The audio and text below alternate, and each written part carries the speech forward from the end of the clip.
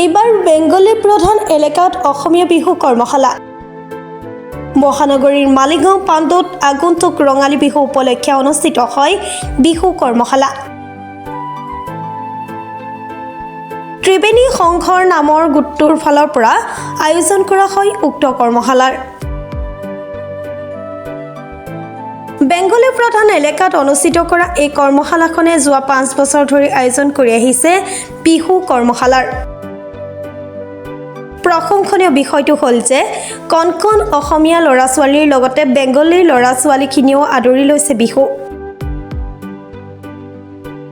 কৰ্মশালাত বেংগলী প্ৰধান ল'ৰা-ছোৱালীৰ উপস্থিতি বেছি বুলি জনায় প্ৰশিক্ষকসকলে।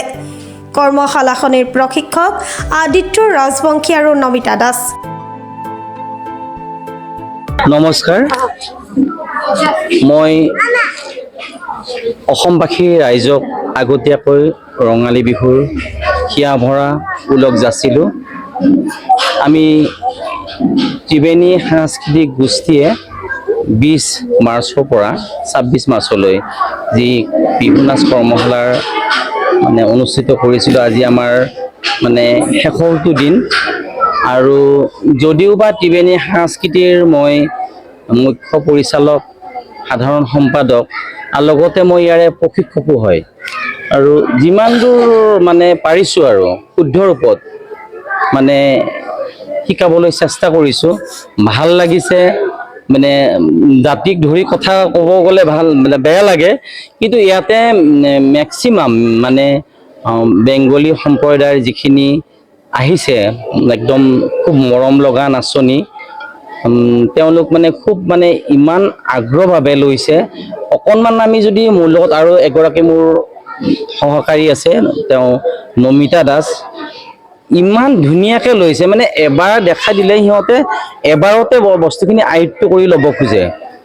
আৰু আমি প্ৰত্যেক বছৰে এনেকৈ পাই আহিছোঁ।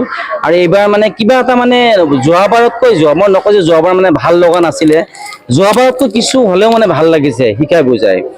গতিকে এইখিনিয়ে ক'ব লগা। নমস্কাৰ, অসমবাসী ৰাইজক প্ৰথমে মই নৱবৰ্ষ তথা আগন্তুক ৰঙালী বিহুৰ শুভেচ্ছা আগতীয়াকৈ জনাইছোঁ। আমি 20 মাৰ্চৰ পৰা 26 মাৰ্চলৈ এই ত্ৰিবেণী সাংস্কৃতিক গোষ্ঠীয়ে বিহুৰ কৰ্মশালা চলাই গৈছোঁ।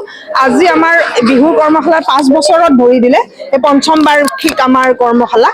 এই কৰ্মশালাত প্ৰায় আমি গ্ৰেটাৰ পাণ্ডু এৰিয়াৰ আমি বিভিন্ন ভাষা ভাষীৰ আমি ষ্টুডেণ্ট ল'ৰা-ছোৱালীক আমি প্ৰায় 250 মান ষ্টুডেণ্ট আমি ওলাই দিছোঁ। 250 মান ছাত্ৰ-ছাত্ৰীয়ে এই বিহুক আদৰি লৈছে, শিকিছে, আৰু খুব ধুনীয়াকৈ এটা বিহুৰ পৰিৱেশ গঢ়ি উঠিছে। আমাৰ কিন্তু এই পাণ্ডু এৰিয়াত আমিয়ে প্ৰথম বিহুৰ কৰ্মশালা কৰা। ইয়াতে কিন্তু বিহুৰ কৰ্মশালা আগতে কৰা নাই বা এতিয়াও তেনেকৈ কৰা নাই। আমি অসমীয়াৰ যি সংস্কৃতি, এইখিনি যাতে আমি ধৰি ৰাখিব পাৰোঁ, তাৰেই প্ৰয়াস কৰিছোঁ। ধন্যবাদ। গুৱাহাটীৰ পৰা পূজা দাসৰ ৰিপৰ্ট, প্ৰাতঃ টাইম ডিজিটেল।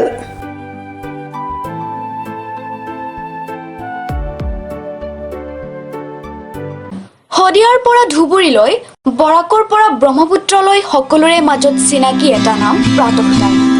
থলুৱা ভাষা, কৃষ্টি আৰু সত্য বাতৰিৰ আধাৰত প্ৰতিষ্ঠিত খবৰ প্ৰাতঃ টাইমৰ প্ৰতিটো বা বাতৰি পুংখানুপুংখভাৱে চাবলৈ Facebook, YouTube, website, Twitter, Instagram আৰু ব্লগাৰ পেজত লাইক আৰু ফ'ল' কৰক।